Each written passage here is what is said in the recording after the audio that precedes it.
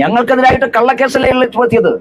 കഴിഞ്ഞ കുറെ ദിവസങ്ങളായിട്ട് കേരളത്തിലെ CPM-ന്റെയും SFI-യുടെയും നേതാക്കന്മാർ കേരളത്തിൽ കാട്ടിക്കൂടുന്ന തോന്നിവാസങ്ങൾ നാം എല്ലാവരും കണ്ടതല്ലേ. എന്തെല്ലാം വൃത്തികേടുകളും തോന്നിവാസങ്ങളുമാണ് SFI നേതാക്കന്മാരും പ്രവർത്തകന്മാരും കാട്ടിക്കൂട്ടുന്നത്. ഏതെങ്കിലും ഒരു SFI നേതാവിനെ നിങ്ങൾ കേസെടുത്തിട്ടുണ്ടോ? ഈ തൃശൂർ ജില്ലയിൽ ഇപ്പൊ നേരത്തെ ഒരാൾ പറഞ്ഞു, തൃശൂർ ജില്ലയിലെ ചാവക്കാട് പോലീസ് സ്റ്റേഷനിൽ SFI-യുടെ സംസ്ഥാന ജോയിന്റ് സെക്രട്ടറിക്കെതിരായിട്ട് 40 ക്രിമിനൽ കേസുണ്ട്. അദ്ദേഹത്തിനായിട്ട് കാപ്പ ചുമത്തണമെന്ന് അവിടുത്തെ പോലീസ് ഉദ്യോഗസ്ഥന്മാർ റിപ്പോർട്ടുണ്ട്. നിങ്ങൾ എന്താ ചുമത്താത്തത്? അനീഷ് കുമാറിനായിട്ട് 107 ചുമത്താൻ വേണ്ടി വീരം കാണിച്ചിട്ടുള്ള തൃശൂർ ജില്ലയിലെ പോലീസ് ഉദ്യോഗസ്ഥന്മാർ 40 കേസിൽ ക്രിമിനൽ കേസിൽ പ്രതിയാക്കിയിട്ടുള്ള SFI നേതാവിനായിട്ട് എന്താ നിങ്ങൾ കേസ് ചുമത്തുന്നത്? ഒരു SFI നേതാവ് മാത്രമല്ല, കേരളത്തിൽ ഇങ്ങനെ ഒരുപാട് നേതാക്കന്മാർ SFI നേതാക്കന്മാരുണ്ട്. SFI-യുടെ സംസ്ഥാന സെക്രട്ടറി അദ്ദേഹം പിടികിട്ടാപ്പുള്ളിയാണ്. ഇപ്പോഴും പിടികിട്ടാപ്പുള്ളിയായിട്ട് ബഹുമാനപ്പെട്ട ഹൈക്കോടതി പ്രഖ്യാപിച്ചിട്ടുള്ള ആളാണ്. ആ പിടികിട്ടാപ്പുള്ളിയായിട്ടുള്ള SFI-യുടെ സെക്രട്ടറി പരസ്യമായിട്ട് പോലീസിനെ തെറി പറഞ്ഞിട്ട് അയാളെ ഒന്ന് പിടിച്ചകത്തിടാൻ ധൈര്യം കാണിക്കാത്ത പോലീസുകാരാണോ ഞങ്ങൾക്കെതിരായിട്ട് വരുന്നത്?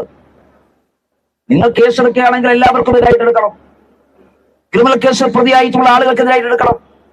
അപ്പൊ അതുകൊണ്ട് കള്ളക്കേസ് ചുമത്തി BJP നേതാക്കന്മാരെ കള്ളക്കേസിൽ ചുമത്തി അവരെ പ്രതികളാക്കി അവരെ എല്ലാവരും ജയിലടച്ച് അങ്ങനെ രാഷ്ട്രീയ പ്രവർത്തനം നടത്തിക്കളയാമെന്ന് CPM വിചാരിക്കണ്ട, പോലീസുകാരും വിചാരിക്കണ്ട. അതൊന്നും അനുവദിച്ചു തരാനൊന്നും പോകുന്നില്ല. ഇതിനേക്കാൾ വലിയ വകുപ്പുകളൊക്കെ കണ്ടിട്ടുള്ളവർ തന്നെയാണ് ഭാരതീയ ജനതാ പാർട്ടി പ്രവർത്തകന്മാർ. അങ്ങനെ വലിയ വകുപ്പുകൾ ഞങ്ങളുടെ നേതാക്കന്മാർക്കെതിരെ പ്രവർത്തകന്മാർക്കെതിരായിട്ട് ചുമത്തിയപ്പോഴും ആ വകുപ്പുകളെയൊന്നും ഞങ്ങൾ ഭയപ്പെട്ടിട്ടില്ല. വലിയ വകുപ്പുകൾ ഇതിപ്പോ നിങ്ങൾ 107 പെടുത്തിയിട്ടുള്ളൂ. അതിനേക്കാൾ വലിയ വകുപ്പുകളൊക്കെ ഞങ്ങളുടെ നേതാക്കന്മാർക്കെതിരെ നിങ്ങൾ ചുമത്തിയിട്ടുണ്ട്. പക്ഷെ ആ വകുപ്പുകളെല്ലാം തന്നെ പുല്ലുപോലെ കരുതിയിട്ട് തന്നെയാണ് ഭാരതീയ ജനതാ പാർട്ടി പ്രവർത്തകന്മാരും നേതാക്കന്മാരും രാഷ്ട്രീയ പ്രവർത്തനം നടത്തിയിട്ടുള്ളത്. അതുകൊണ്ട് അങ്ങനെ നിങ്ങൾ ഭയപ്പെടുത്താനും പേടിപ്പിക്കാനും നോക്കരുത്. അങ്ങനെ നോക്കിയാൽ പേടിക്കുന്ന പാർട്ടിയാണ് എന്ന് നിങ്ങൾ വിചാരിക്കരുത്. അങ്ങനെ ഈ CPM വിചാരിക്കുന്നുവെങ്കിൽ അത് CPM-ന്റെ ആള് മാറിപ്പോയിട്ടുണ്ട്. പിണറായി വിജയൻ മാർക്സിസ്റ്റ് പാർട്ടിയുടെ പ്രവർത്തകന്മാരെയും അണികളെയും ഭയപ്പെടുത്തും പോലെ ഞങ്ങളെ ഭയപ്പെടുത്തി കളയാം എന്നൊന്നും വിചാരിക്കണ്ട. കഴിഞ്ഞ ദിവസമാണല്ലോ പിണറായി വിജയൻ പറഞ്ഞത് ഞാൻ ദാസനാണ് എന്ന്. എന്തിന്റെ ദാസനാണ്? ദാസം പല ദാസന്മാരുണ്ട്. പിണറായി വിജയൻ ദാസനാണെന്ന് പറയുമ്പോൾ നമ്മുടെ മുന്നിലുള്ളത് കാടക്കോട്ടിൽ ദാസൻ എന്ന് പറയുന്ന ഒരു സിനിമാ കഥാപാത്രമുണ്ട്. ലോകത്തെ വെറുപ്പിച്ച കള്ളനായിട്ടുള്ള ഒരു കഥാപാത്രം. ആ ദാസനാണോ പിണറായി വിജയൻ? എന്തിന്റെ ദാസനാണ്? നിയമസഭയിൽ SFI നേതാക്കന്മാരുടെ ഈ ക്രിമിനൽ പ്രവർത്തനത്തെ നാട്ടുകാർ അറുപ്പോടും വെറുപ്പോടും കൂടി നോക്കിക്കാണുന്ന ക്രിമിനലുകളായിട്ടുള്ള SFI-കാരന്റെ സകല തോന്നിവാസത്തെയും ന്യായീകരിച്ച നേതാവല്ലേ പിണറായി വിജയൻ? എങ്ങനെയാണ് ഒരു മുഖ്യമന്ത്രിക്ക് ഇങ്ങനെ ന്യായീകരിക്കാൻ സാധിക്കുക? നിരപരാധികളായിട്ടുള്ള വിദ്യാർത്ഥികളെ ഇടിമുറിയിലിട്ട് ചവിട്ടിയും ഇടിച്ചും അവരെ കൊണ്ട് ചോര തുപ്പിക്കുന്ന SFI-യുടെ തോന്നിവാസത്തെ എങ്ങനെയാണ് ഒരു മുഖ്യമന്ത്രിക്ക് ന്യായീകരിക്കാൻ സാധിക്കുക? മുഖ്യമന്ത്രിയാകണമെന്നില്ല, മനുഷ്യത്വമുള്ള ആർക്കെങ്കിലും ന്യായീകരിക്കാൻ സാധിക്കുമോ? അധ്യാപകന്മാരെ തല്ലുന്നവരാണ്, വിദ്യാർത്ഥികളെ കഴുത്തുപിടിച്ച് ശ്വാസം മുട്ടിക്കുന്നവരാണ്, അവരെ അടിച്ചു കൊലപ്പെടുത്തുന്നവരാണ്. അങ്ങനെ കേരളത്തിലെ കലാലയങ്ങൾ മുഴുവനും തന്നെ SFI കഴിഞ്ഞ 1-2 മാസക്കാലമായി നടത്തിക്കൊണ്ടിരിക്കുന്ന തേർവാഴ്ച ഓരോ ദിവസം കഴിയുന്നതോറും ഭയപ്പാടോടുകൂടി നാം കാണുകയാണ്. കുട്ടികൾക്ക് കോളേജിലേക്ക് പോകാൻ ഇപ്പം ഭയമാണ്. SFI കോളേജിലേക്ക് പോകാൻ ഭയമാണ്. അങ്ങനെയുള്ള SFI ക്രിമിനലുകൾക്കെതിരായിട്ട് ഒരു കേസും എടുക്കാൻ തയ്യാറാകാത്ത, അതിനെ പരസ്യമായി ന്യായീകരിക്കാൻ തയ്യാറാകുന്ന ഒരു മുഖ്യമന്ത്രിയും ആ മുഖ്യമന്ത്രിക്ക് കീഴിലുള്ള പോലീസുകാരുമാണ് കേരളത്തിലുള്ളത്. അവരാണ് നമുക്കെതിരായിട്ട് പറയുന്നത്. അതുകൊണ്ടാണ് ഞാൻ സൂചിപ്പിച്ചത്, പ്രിയപ്പെട്ടവരെ, ഇത് തോറ്റുപോയതിന്റെ പേരിൽ BJP-ക്കെതിരായിട്ടുള്ള രാഷ്ട്രീയ ആയുധമാക്കി മാറ്റുകയാണ്. നിങ്ങൾ എന്തുകൊണ്ടാണ് തോറ്റത് എന്ന് CPM സ്വയം ആലോചിക്കണം. എന്തുകൊണ്ടാണ്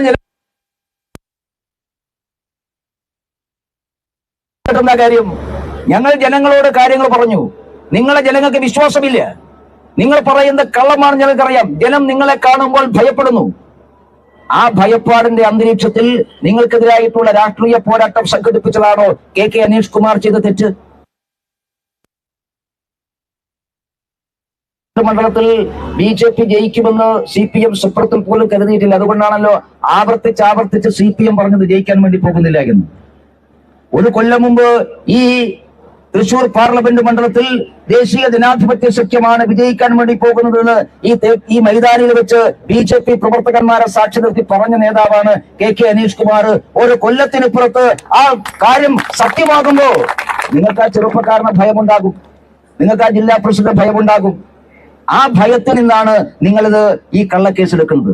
നിങ്ങൾ പേടിക്കണം എന്ന കാര്യത്തിൽ തർക്കമൊന്നുമില്ല. നിങ്ങൾ ഭയപ്പെടണം, നിങ്ങൾ ഭയപ്പെടുക തന്നെ വേണം. നിങ്ങൾ ഭയപ്പെടുന്നത് ഈ നാട്ടിൽ നിങ്ങൾ നടത്തിയിട്ടുള്ള സകല വൃത്തികേടുകളെയും ജനാധിപത്യ വിരുദ്ധ പ്രവർത്തനങ്ങളെയും ഞങ്ങൾ ജനങ്ങളുടെ മുമ്പാകെ അവതരിപ്പിക്കുന്നുവെന്നാണ് നിങ്ങൾ BJP നേതാക്കന്മാരെയും പ്രവർത്തകന്മാരെയും ഭയപ്പെടേണ്ടത്. പക്ഷെ അങ്ങനെ ഭയപ്പെടുമ്പോ നിങ്ങൾ കള്ളക്കേസ് എടുത്തുകൊണ്ട് ഞങ്ങളെ ഇല്ലാതാക്കി കളയാം എന്നൊന്നും വിചാരിക്കേണ്ട. CPM എന്ത് വേണമെങ്കിലും ചെയ്തോ, നിങ്ങൾ മുഴുവൻ കാര്യങ്ങൾ നിങ്ങൾ ചെയ്തോ, ഞങ്ങൾക്ക് യാതൊരു വിരോധമില്ല. നിങ്ങൾ ഇപ്പോ വലിയ വലിയ കേസെടുത്ത് വലിയ പോലീസ് ഉദ്യോഗസ്ഥന്മാരെ കൊണ്ടുവന്ന് ഭീഷണിപ്പെടുത്തി, മുഖ്യമന്ത്രി വന്ന് ഭീഷണിപ്പെടുത്തി, അങ്ങനെയൊക്കെ ചെയ്യുമ്പോ ഈ തൃശ്ശൂർ ജില്ലയിൽ ഒരുപാട് രാഷ്ട്രീയ പോരാട്ടങ്ങൾ കണ്ട മണ്ണാണ് തൃശ്ശൂരിന്റെ മണ്ണ്. ഇതിനേക്കാൾ വലിയ വലിയ വലിയ വീരശൂര പരാക്രമികളൊക്കെ ഈ പ്രസ്ഥാനത്തെ ഇല്ലാതാക്കാൻ വേണ്ടി ശ്രമിച്ചിട്ടുണ്ട്. കേരളത്തിലെ വലിയ മതയാനകളെ പോലെയുള്ള പോലീസ് ഉദ്യോഗസ്ഥന്മാരും ഭരണകൂടവും ഒക്കെ ശ്രമിച്ചിട്ട് നടക്കാത്തതാണ് ഈ തൃശ്ശൂർ ജില്ലയിലെ കുറെ ആനപ്പിണ്ടങ്ങളായിട്ടുള്ള പോലീസുകാർ വിചാരിച്ചിട്ട് ഞങ്ങളെ മുട്ടുകടിച്ചു കളയാമെന്ന്. അങ്ങനെയൊന്നും നിങ്ങൾ വിചാരിക്കണ്ട, നിങ്ങൾ അങ്ങനെയൊന്നും വിചാരിക്കണ്ട. പോലീസുകാരെ കണ്ടു തന്നെയാണ് ഈ പാർട്ടി വന്നത്.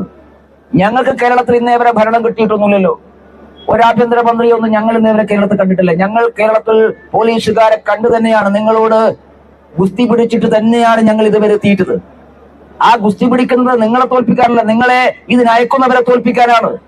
അതുകൊണ്ട് പോലീസുകാർക്കറിയാമല്ലോ, നിങ്ങൾ ഞങ്ങളുമായിട്ട് എപ്പോഴെല്ലാം ഗുസ്തി പിടിച്ചിട്ടുണ്ടോ അന്നെല്ലാം നിങ്ങൾ മാത്രമേ തോറ്റിട്ടുള്ളൂ എന്ന് പോലീസുകാർ മനസ്സിലാക്കിയ നല്ലതാണ്. അതുകൊണ്ട് നിങ്ങൾ അങ്ങനെ വിചാരിക്കണ്ട. നിങ്ങള് കോൺഗ്രസും CPM-ഉം എല്ലാവരും ഒരുമിച്ച് ചേർന്ന് ഈ തൃശ്ശൂർ ജില്ലയിൽ BJP അങ്ങനെ ഇല്ലാതാക്കി കളയാം എന്നൊന്നും വിചാരിക്കണ്ട. അതുകൊണ്ടാണ് ഞാൻ നേരത്തെ പറഞ്ഞത്, നമ്മൾ തുടങ്ങിയിട്ടേയുള്ളൂ.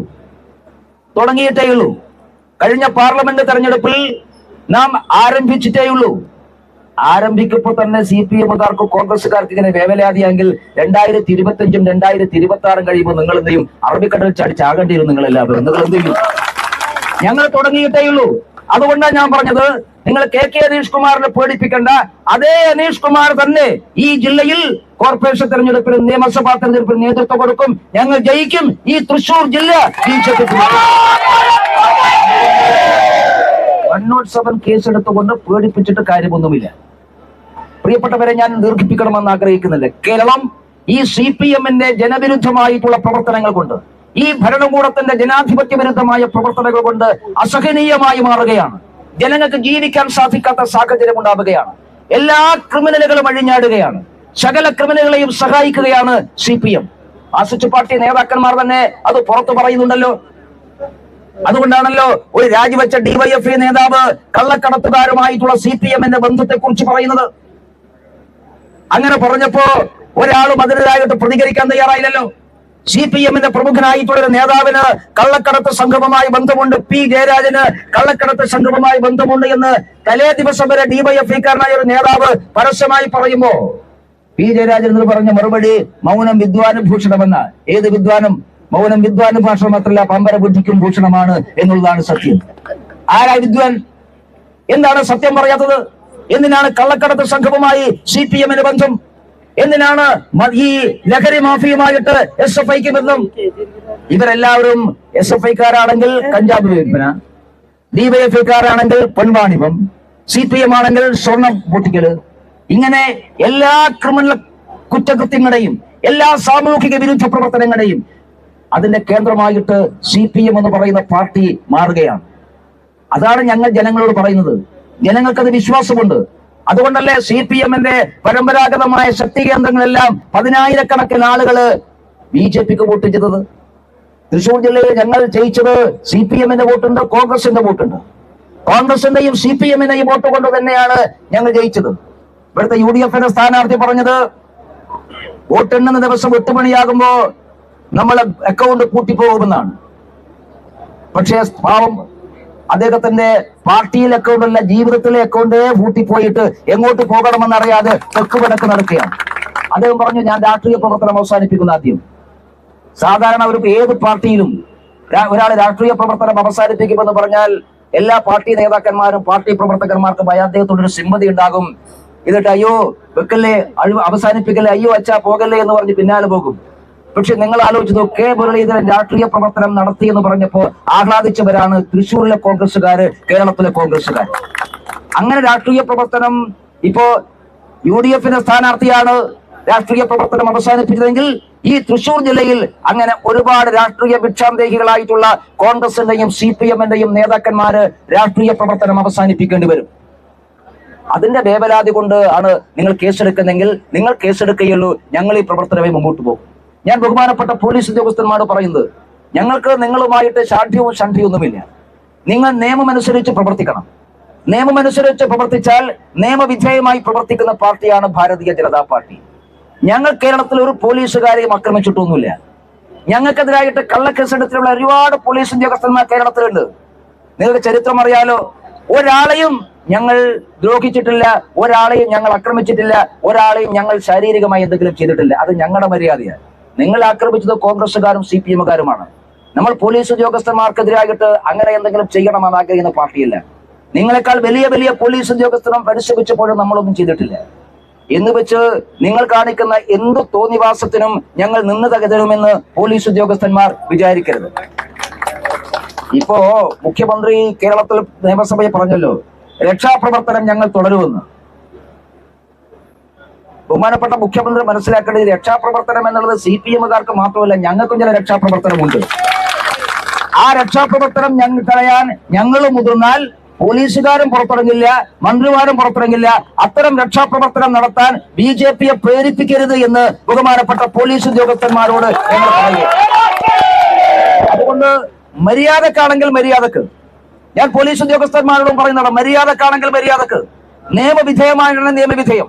ഇങ്ങനെയൊക്കെ പ്രസംഗിക്കുന്നത് കൊണ്ടും ഇങ്ങനെയൊക്കെ പറയുന്നത് കൊണ്ടും ഞങ്ങൾ എല്ലാം സഹിച്ചുകൊള്ളും എന്ന് നിങ്ങൾ വിചാരിക്കണ്ട. അതുകൊണ്ട് തൃശ്ശൂരിലെ പോലീസ് ഉദ്യോഗസ്ഥന്മാരോട് എല്ലാ വിനയപൂർവ്വം പറയാനുള്ളത്, ഭാരതീയ ജനതാ പാർട്ടി ഈ ജില്ലയിലെ ഏറ്റവും വലിയ രാഷ്ട്രീയ പാർട്ടിയാണ്. ഇന്നലെ വരെ നിങ്ങൾ CPM-നെ പേടിച്ചിട്ടുണ്ടെങ്കിൽ, ഇന്നലെ വരെ നിങ്ങൾ കോൺഗ്രസിനെ പേടിച്ചിട്ടുണ്ടെങ്കിൽ, അത്യാവശ്യം ഇനി നിങ്ങൾ ഞങ്ങളെ പേടിക്കണം. ഞങ്ങളെ ഈ ജില്ലയിലെ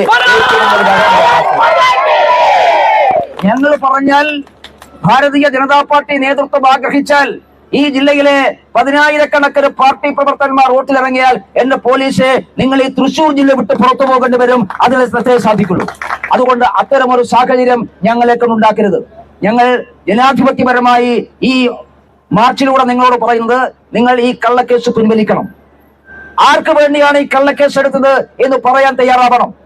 അതുകൊണ്ട് കള്ളക്കേസ് പിൻവലിച്ച് പാർട്ടി ജില്ലാ അധ്യക്ഷരോട്, പാർട്ടി ജില്ലാ നേതൃത്വത്തോട് തൃശ്ശൂർ ജില്ലയിലെ പോലീസ് ഉദ്യോഗസ്ഥന്മാർ പരസ്യമായി മാപ്പ് പറയാൻ വേണ്ടി തയ്യാറാകണമെന്ന് BJP ആവശ്യപ്പെടുകയാണ്.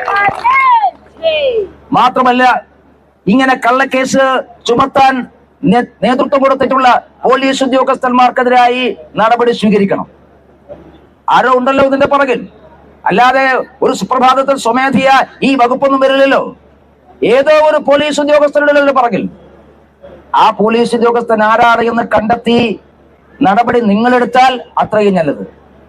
അല്ലാതെ അത് കണ്ടെത്താൻ ഞങ്ങൾ കണ്ടെത്തി ഞങ്ങൾ നടപടിയെടുക്കാൻ പുറപ്പെട്ടാൽ അത് കുറച്ച് ബുദ്ധിമുട്ടായിട്ട് വരും. അതിനേക്കാൾ നല്ലത് നിങ്ങൾ അന്വേഷിച്ച് നടപടിയെടുക്കുന്നതാണ്. അതുകൊണ്ട് പോലീസ് ഉദ്യോഗസ്ഥന്മാർ, ഈ തൃശ്ശൂർ ജില്ലയിലെയും ജില്ലക്ക് പുറത്തുമുള്ള പോലീസ് ഉദ്യോഗസ്ഥന്മാർ ഇതിന്റെ ഗൗരവം മനസ്സിലാക്കുമെന്ന് വിചാരിക്കുന്നു. അതുകൊണ്ട് ജനാധിപത്യപരമായി പറയുന്നത് ഞങ്ങളുടെ ദൗർബല്യമാണ് എന്ന് വിചാരിക്കരുത്. ഞങ്ങള് പാതാളത്തോളം എപ്പോഴും ക്ഷമിക്കാൻ തയ്യാറായിട്ടുള്ള പ്രവർത്തകന്മാർ തന്നെയാണ് BJP പ്രവർത്തകന്മാർ.